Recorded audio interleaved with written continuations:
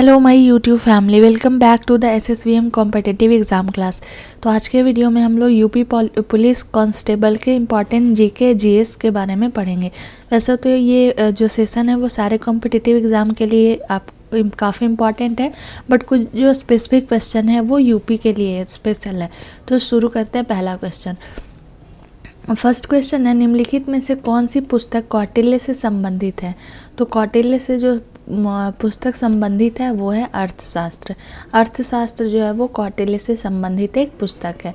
Next question है, अष्टाध्यायी किसके द्वारा 6वीं से 5वीं शताब्दी ईसा पूर्व में लिखा गया एक संस्कृत व्याकरण ग्रंथ है? तो जो अष्टाध्यायी जिसके द्वारा लिखा गया था उनका नाम है पाणिनि। पाणिनि के द्वारा कौन सा बुक की रचना की गई थी? जो व्याकरण ग्रंथ है उसका नाम है अष्टाध्यायी। इससे एक और इम्पॉर्टेंट फैक्ट है कि इसी कारण से पाणिनि को भाषा विज्ञान का पिता कहा जाता है। कई बार क्वेश्चन ऐसे भी पूछा जाता है कि भाषा विज्ञान का पिता किसे कहते हैं, तो पाणिनि को ही हम लोग भाषा विज्ञान के पिता के नाम से भी जानते हैं, क्योंकि इन्होंने ही अष्टाध्यायी नामक एक संस्कृत व्याकरण ग्रंथ को लिखी थी। नेक्स्ट क्वेश्चन है, निम्नलिखित में से कौन सा बांध उत्तर प्रदेश में नहीं है? तो इसका आंसर हो जाएगा बदुआ। बदुआ बांध जो है वो उत्तर प्रदेश में नहीं है, ये जो है वो बिहार का एक बांध का नाम है। नेक्स्ट क्वेश्चन है, गुरु केलुचरण महापात्र पुरस्कार की स्थापना वर्ष 1955 में की गई है। गुरु केलुचरण को किस नृत्य शैली के लिए मान्यता दी गई थी?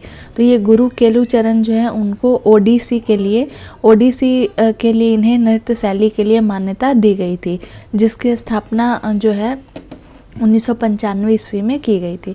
नेक्स्ट क्वेश्चन है, कौन सा भारतीय कानून श्रम कानून और सामाजिक सुरक्षा उपाय है जिसका उद्देश्य काम करने का अधिकार यानी कि राइट टू वर्क, जिसे हम लोग बोलते हैं, काम करने का अधिकार या राइट टू वर्क की गारंटी देना है? तो वो है महात्मा गांधी राष्ट्रीय ग्रामीण रोजगार गारंटी अधिनियम, जिसे हम लोग एम नरेगा या मनरेगा के नाम से भी जानते हैं। मनरेगा, कई बार आपको एग्जाम में मनरेगा का फुल फॉर्म भी पूछता है, तो इसका फुल फॉर्म जो है वो महात्मा गांधी राष्ट्रीय ग्रामीण रोजगार गारंटी अधिनियम हो जाएगा। इसके तहत जो है वो राइट टू वर्क की गारंटी देना है। इसमें 100 दिन का कार्य का लक्ष्य रखा जाता है और 100 दिन में उस काम को पूरा करके फिर उस टारगेट को कंप्लीट करके देखा जाता है कि कितना कंप्लीट हुआ या नहीं हुआ। ये जो है राइट टू वर्क का हम लोग डिटेल थोड़ा जान लेते हैं। तो ये जो है अनुच्छेद आपका भाग 3 के अनुच्छेद 12 से 35 तक में राइट टू वर्क का उल्लेख किया गया। याद रखिएगा आप लोग कि भाग 3 के 12 से लेकर 35 तक अनुच्छेद में ये काम करने का अधिकार का विवरण दिया गया है। और ये मनरेगा का फुल फॉर्म होता है। मनरेगा जो है वो 100 दिन का कार्य का टारगेट रखा जाता है इसमें। नेक्स्ट क्वेश्चन है, निम्नलिखित प्रसिद्ध संतों में से किसने भरतनाट्यम नृत्य को नाट्य शास्त्र नामक संस्कृत ग्रंथ में संहिताबद्ध किया है? तो उनका नाम है ऋषि भरत मुनि। ऋषि भरत मुनि जो हैं वो भरतनाट्यम नृत्य को नाट्य शास्त्र नामक संस्कृत ग्रंथ में संहिताबद्ध किया है। नेक्स्ट क्वेश्चन है, बृहत संहिता निम्नलिखित में से किसकी प्रसिद्ध कृति है? तो वो आपका है वराहमिहिर का। वराहमिहिर जो है वो बृहत संहिता जो है इनके द्वारा लिखी गई एक प्रसिद्ध कृति है। नेक्स्ट क्वेश्चन है, कौन सी पंचवर्षीय योजना महालनोबिस योजना के नाम से भी जानी जाती है? तो ये है दूसरी पंचवर्षीय योजना जो है इसको हम लोग महालनोबिस योजना के नाम से भी जानते हैं। अब पंचवर्षीय योजना क्या होता है? तो ये एक 5 साल का योजना होता है। इसमें जो भी योजनाएं बनाई जाती है देश के लिए, जो भी टारगेट किए जाते हैं कि 5 साल में हमको कितना वृद्धि करना है, देश में क्या विकास करना है, तो उसकी एक सूची बनाई जाती है और उसको उसी को हम लोग पंचवर्षीय योजना कहते हैं। यानी कि इसमें 5 साल की योजना को सूचीबद्ध किया जाता है। और दूसरी जो पंचवर्षीय योजना है उसे हम लोग महालनोबिस योजना के नाम से भी जानते हैं। याद रखिएगा, काफ़ी इंपॉर्टेंट क्वेश्चन है और कई बार एग्जाम में ये पूछे भी जा चुके हैं। नेक्स्ट क्वेश्चन है, निम्नलिखित में से कौन सी पुस्तक कालिदास के द्वारा नहीं लिखी गई है? तो लघु जातकम जो है वो कालिदास के द्वारा नहीं लिखी गई है। ये लघु जातकम यानी कि ऑप्शन बी जो है आपका करेक्ट हो जाएगा। लघु जातकम जो है वो कालिदास के द्वारा रचित पुस्तक नहीं है। नेक्स्ट है, किस संस्कृत नाटक में चंद्रगुप्त मौर्य का विवरण दिया गया है? तो मुद्रा राक्षसम जो है, मुद्र राक्षसम, उसमें जो है चंद्रगुप्त मौर्य का विवरण दिया गया है। उत्तर प्रदेश का पारीछा बांध किस नदी पर बनाया गया है? तो ये बेतवा नदी पर बनाया गया है। पारीछा बांध जो है वो बेतवा का, इसका आंसर जो है आपका सी हो जाएगा, बेतवा। नेक्स्ट क्वेश्चन है, एकलव्य मॉडल आवासीय विद्यालय किसके कल्याण के लिए सरकार द्वारा वित्त पोषित है? तो एकलव्य मॉडल आवासीय विद्यालय जो है वो अनुसूचित जनजाति के लिए सरकार के द्वारा एक योजना बनाई गई है, एकलव्य मॉडल आवासीय विद्यालय का, जिसमें जो अनुसूचित जनजाति के लोग जो होते हैं उन्हें वित्त पोषित की जाती है। अभी हाल में जो है नए 740 नई एकलव्य मॉडल आवासीय विद्यालय की स्थापना की गई है। यह भी क्वेश्चन पूछा जा सकता है कि अभी हाल में कितने नए एकलव्य मॉडल आवासीय विद्यालय को खोला गया है? तो उसका आंसर हो जाएगा 740। नेक्स्ट है, भारत का सर्वोच्च शांतिकालीन सैन्य अलंकरण कौन सा है? तो वो है अशोक चक्र। अशोक चक्र जो है वो भारत का सर्वोच्च शांतिकालीन सैन्य अलंकरण है।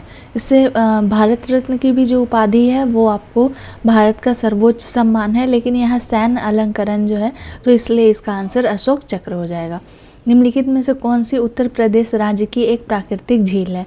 तो चितौरा झील जो है वो यूपी की एक प्राकृतिक झील है।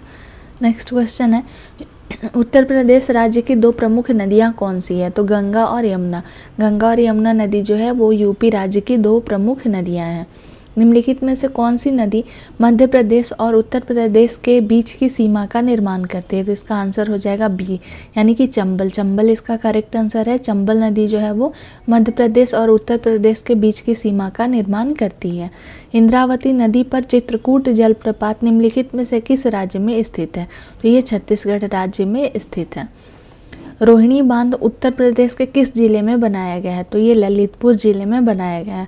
रोहिणी बांध जो है वो यूपी के ललितपुर जिले में बनाया गया है। नेक्स्ट क्वेश्चन है, त्रिवेणी संगम इलाहाबाद में निम्नलिखित में से कौन सी नदी भूमिगत नदी है? तो सरस्वती नदी जो है वो भूमिगत नदी है। त्रिवेणी संगम इलाहाबाद में जो है, ये भी क्वेश्चन पूछ सकता है कि त्रिवेणी संगम कहाँ है? तो इसका आंसर इलाहाबाद हो जाएगा। और इसमें जो भूमिगत नदी है वो है सरस्वती। सरस्वती इसका राइट आंसर हो जाएगा। कौन सी नदी उत्तर प्रदेश के सहारनपुर से निकलती है? तो हिंडन नदी जो है वो उत्तर प्रदेश के सहारनपुर से निकलती है। पांगी घाटी भारत के किस राज्य में स्थित है? तो वो हिमाचल प्रदेश में स्थित है। हिमाचल प्रदेश में आपका पांगी घाटी स्थित है। वायु की आर्द्रता मापने के लिए किस उपकरण का प्रयोग किया जाता है? तो उसके लिए हम लोग आर्द्रता मापी का प्रयोग करते हैं। वायु की जो आर्द्रता हम लोग मेजरमेंट करते हैं तो उस टूल्स को हम लोग, उस इंस्ट्रूमेंट को हम लोग आर्द्रता मापी के नाम से जानते हैं। निम्नलिखित में से कौन सा एक भौतिक परिवर्तन है? तो बर्फ़ का पिघलना जो है वो एक भौतिक परिवर्तन है। तो ये आपके इसमें टोटल 25 क्वेश्चन का आपका कलेक्शन दिया हुआ है। नेक्स्ट वीडियो में आपके और 50 क्वेश्चन होंगे जो स्पेशली फॉर आपका उत्तर प्रदेश का होगा। उत्तर प्रदेश के करेंट अफेयर्स के वीडियो नेक्स्ट वीडियो में आप लोगों को देखने को मिलेगा। आई होप आपको मेरा वीडियो पसंद आया होगा। अगर मेरा वीडियो पसंद आता है तो please like, share and subscribe करना ना भूलें। Thanks for watching my video.